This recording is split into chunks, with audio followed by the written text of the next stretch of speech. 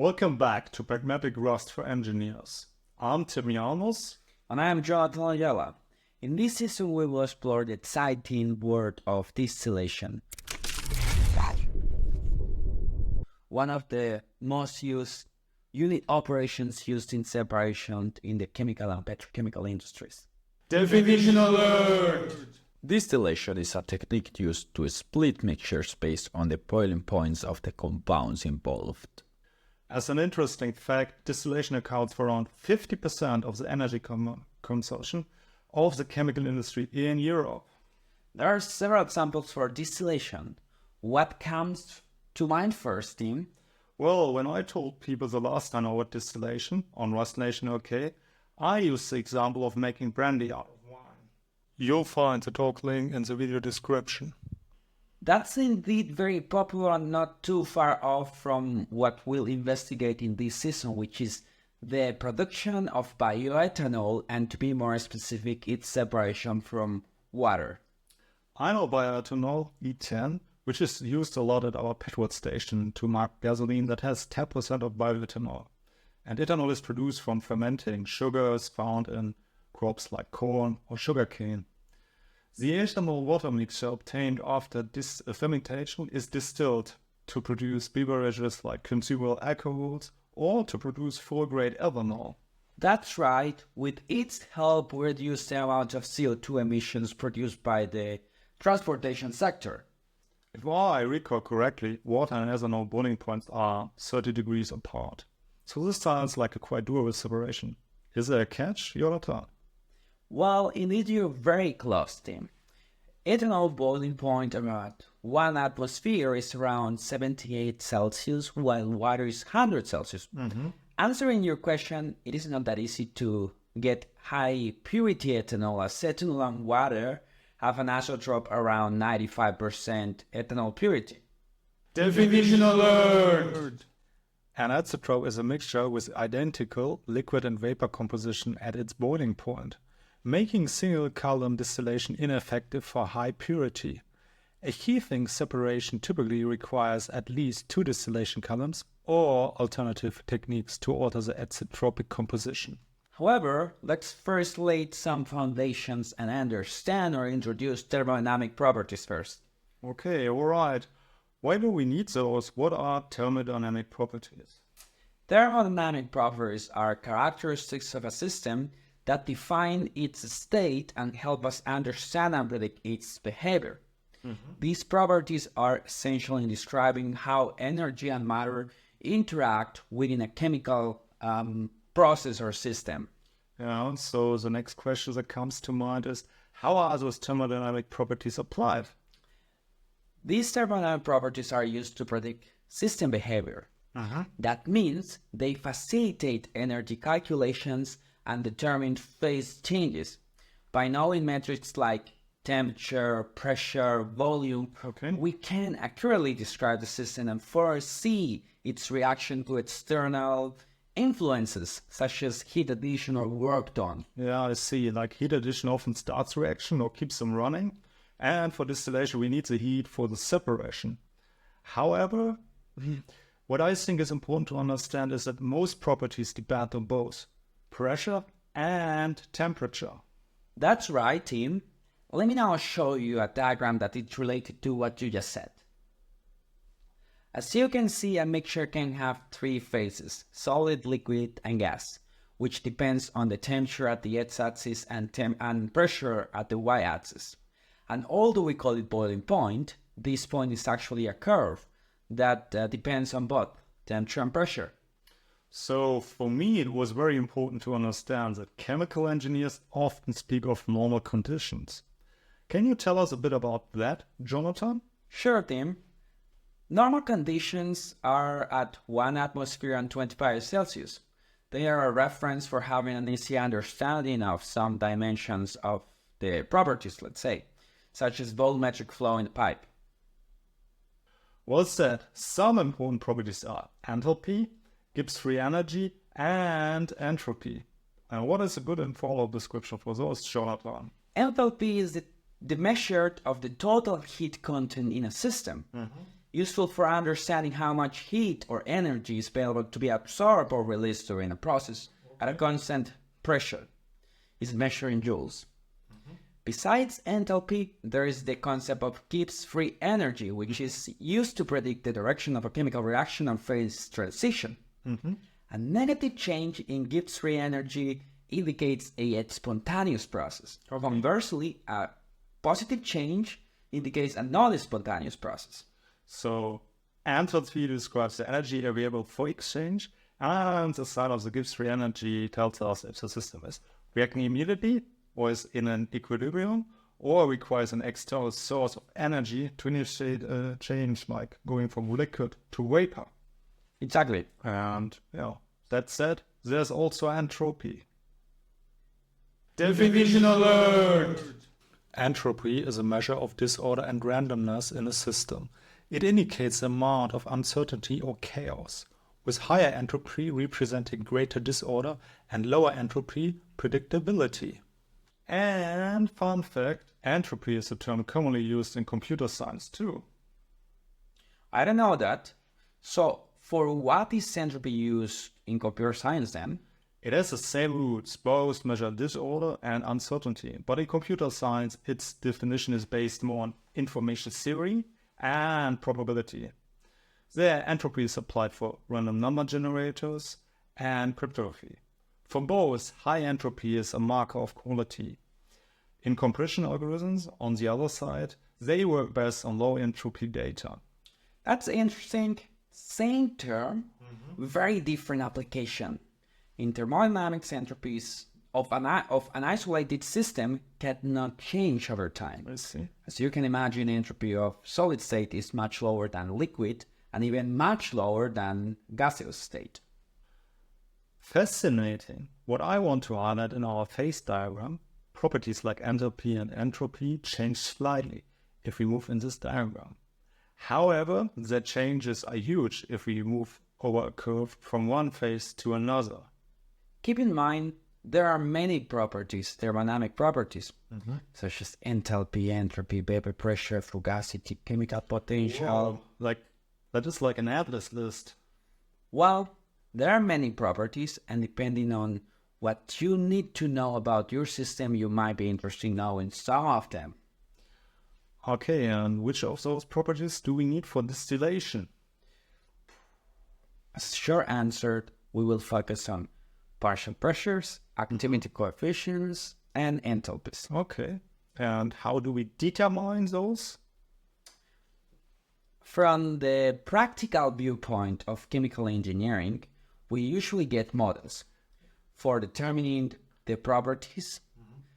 The models belong to the so-called property methods. Okay. Well, as far as I understand, there are many different models. Last season, we saw the ideal gas law, which is actually parameterless. There are comprehensible formulas like the AAand equation with 3 rates or coefficients as they are called in thermodynamics. They may be more complex models with 32 terms like this one. This has 32 rates and 32 different polynomials. So it's quite useful if you want to frighten your audience and switch to another topic. Well, yeah, we don't need to dig into each term. Because let me tell you something, Tim, and also you guys. From the chemical engineering practitioner viewpoint, we need expertise in knowing which property method works for a certain pure substance or mixture. Okay. But we don't get too deep into the meaning of each term of the model, because as I comment, for developing these models, we need a profound understanding of statistics, thermodynamics, and chemistry. Well, that's a lot of interdisciplinary collaboration, and we don't need to understand everything. Yes, and there are some models in which the parameters usually have a meaning. For instance, when we will look at the Peng-Robinson equation of state, the parameter A accounts for the attractive force between particles. Right. The parameter B for the finite size of the molecule, the gas molecules. But for some other models, like the 32-term model that you just showed us, is mostly a fitting task. So the value of the parameters shouldn't have a chemical or thermodynamic meaning but a statistical meaning. And that sounds like a lot of data science already happened there before we even know this term. Good to hear, but I'm curious, at what level of detail do you dig into those models? For us, engineers, it's more important to select the right model or thermodynamic property method from this zoo. But first things first, we're talking about distillation, and in distillation we deal with vapor or liquid mixtures. All right. There are two kinds of them, ideal and non-ideal ones. Ideal mixtures follows Raoul's law, where the total vapor pressure of the mixture is a linear combination of the partial vapor pressure of the pure compounds. Okay. As we can see in this first diagram, which shows a two-component mixture. Like water and ethanol. Not exactly, as water ethanol is not ideal. So non-ideal mixtures deviate from this behavior, like showing either positive or negative deviations. I will recall this one concept with non-ideal mixtures. It was fugacity coefficients. We used them the last season, right? Yes. We saw the concept of fugacity coefficients for Haber-Bosch reaction in our first season, as we needed those to describe the non-ideal behavior of gas phase for nitrogen, hydrogen, and ammonia. You'll find the first season on this YouTube channel. However, in distillation, we need activity coefficients, as we're not just in gas phase, but we have the mixture vapor-liquid mixture. Also, this season is independent from the former. Be sure to give it a look. However, let's focus on the zoo of property method you mentioned before. With the help of this diagram, we can select thermodynamic methods that might work. Many parameters affect this selection. Most importantly, what compounds are in the mixture, but also operational parameters like temperature, pressure, compositions. However, the first question to ask is, do we have a polar or non-polar mixture? Well, like we dig into ethanol and separate it from water, and that is polar? Right. Next question is, do we have an electrolyte or not electrolyte? Definition alert! An electrolyte is a substance that produces ions when dissolved in water, allowing the solution to conduct electricity. It is essential for various biological and chemical processes, including nerve function and electrochemical reactions. No, it is not an electrolyte. Next, we check the pressure. For low pressure, we can use NRTL, for example, but for medium pressure above 10 bar, we need another method, like Peng-Robinson with mixing rules. This is doable, but from now on we'll have quite an agenda. Yes, and this will be a little bit more overwhelming. We did learn some fundamentals, but let's narrow our focus. Let's go down the two property methods, NRTL and Peng-Robinson. Both help to calculate what is happening in the distillation column. Definition alert! A distillation column is a vertical vessel that separates mixtures based on boiling point differences. It's based on vapor-liquid contact along the column in the so-called stages, allowing light boilers to exit from the top and heavy boilers from the bottom. Heat is applied to drive the separation process. We need both because in low pressure NRTL is favorable. However, for pressure above 10 bar, we need to apply Peng-Robinson. Well, not just Peng-Robinson, right? Right. It's Peng-Robinson with mixing rules. Wait, let's now talk about NRTL, the non-random two-liquid method. Sure, Tim. NRTL model is used to predict the activity coefficients. Definition alert! Activity coefficients are factors used in chemistry to account for deviations from ideal behavior in a solution. They measure how the effective concentration or activity of a species in a mixture differs from its actual concentration due to interactions between molecules or ions. Activity coefficients are useful for components in liquid mixtures, particularly for non-ideal solutions. Okay. So this model accounts for the non-randomness in the mixtures and provides a good representation of the liquid phase non-idealities. Well, what are the parameters for this method? Or maybe better, what are inputs we need? And what are coefficients of the model, Jonathan? Inputs are the composition in the mixture and its temperature. Then there are the binary interaction parameters that are tau 1, 2, and 2, 1. So we can think of 1 as water and 2 as ethanol, and the two non-randomness factors alpha are obtained from experimental data, or from regression from the phase equilibrium data. Yeah, and to be precise here, like this alpha, it's really case-based, and the other one, tau, is regressed. Exactly.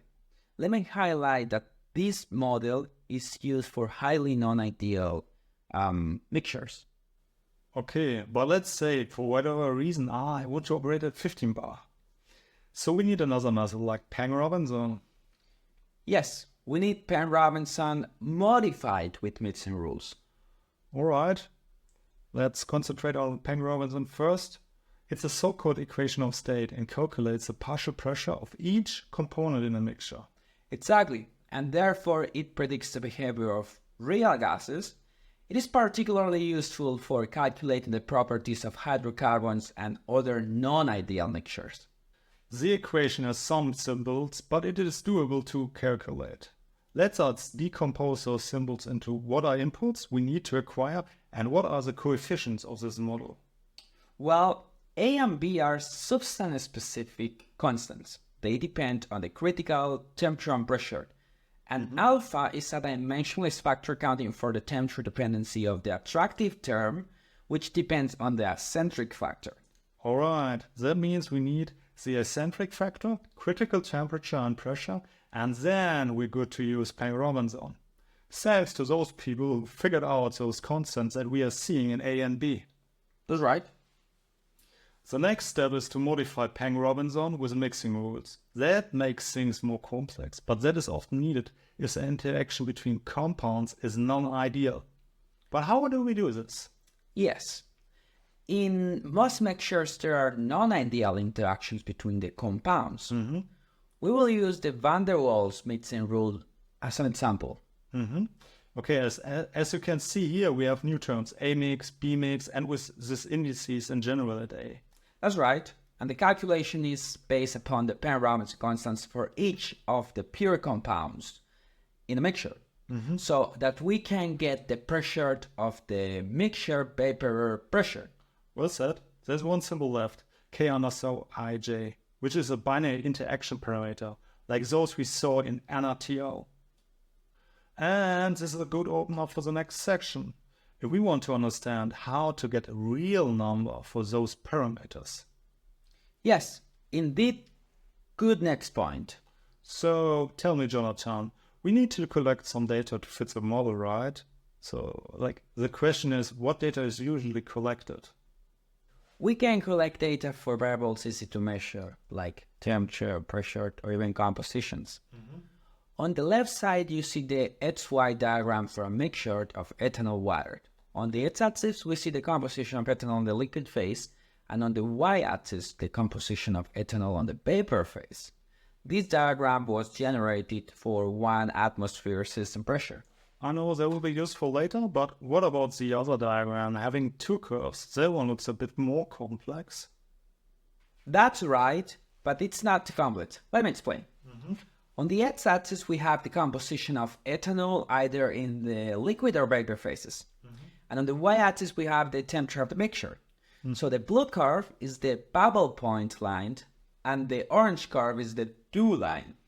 I see. And these the temperature-depending phase regions, only liquid, vapor liquid, and only vapor, you can say. That's right. The vapor liquid phase is of special interest for distillation. However, let's have an example.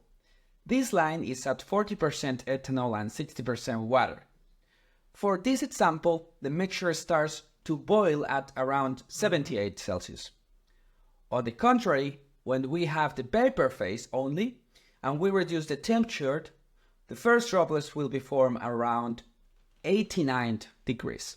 I know there are institutions or companies dedicated uniquely to collect this vapor-liquid equilibrium data. For instance, we have this Dortmund database, which also collects some other kind of data and self-licenses for this data to use them. Let's assume we have obtained this data, but shortly let me tell you. It involves cost and effort to get this data. Therefore, it's a valuable asset for most chemical companies. We can use this in the next part to perform some optimization. That's right. We solve an optimization problem to find, for example, the best binary interaction parameters. Most of this slide has been seen already, like the XY diagram and the mixing rules. The new part is the formulation of an optimization problem that changes the Kij binary interaction parameters to reduce the prediction error of our thermodynamic property method. Indeed, we minimize the sum of squared errors, and this function is often called a loss function. Here, the quadratic loss function. With all these, we have a great foundation for the upcoming live streams. Great. I wonder, what do you plan to do in the live streams? And there was one already, right? Correct. I did a first test stream where you'll find it on the live stream playlist on this channel. We started with a development environment based on containers. This ensures that people interested in following along can easily use the same setup than I do, and don't have to bother much with installation of a database server. Okay. So we will write a simple CRUD, which means create, read, update, delete application to manage molecules in a Postgres database. Therefore, we will use the create diesel and lab. Diesel provides an object relationship mapping, short ORM, for the database. CLAB will allow us to easily define command line interfaces. Then we will add binary interaction parameters to the database and finally implement NRTL and Peng-Robinson. That's quite an agenda.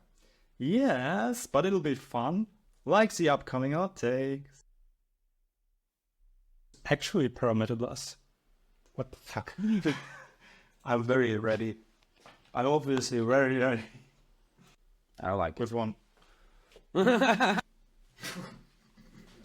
What was the difference with your body language? I'm not. You did the same. Should I put my masculine voice or more like... I changed to my masculine voice now. Welcome back to Pragmatic Rust for engineers. I'm Janos. And I'm Jonathan Ayala. What the fuck? That sounds weird, this voice, you know? I'm going to change to my masculine voice. Definition alert! I'm Professor Ferris, and that was not a masculine voice. A masculine voice is like a bass guitar, deep and rumbling, often mistaken for a grizzly bear with a talent for public speaking. Thank you for watching. Alright, some Augur stuff. You find an URL for the next season's GitHub repository in the description of this video. If you have any questions, please leave a comment. We're always ready to assist. And if you find this video informative and helpful, we really appreciate your recommendation. Well, don't forget to subscribe to the channel for updates on upcoming videos and the live stream. We're excited for you to join us. Till then, Goodbye.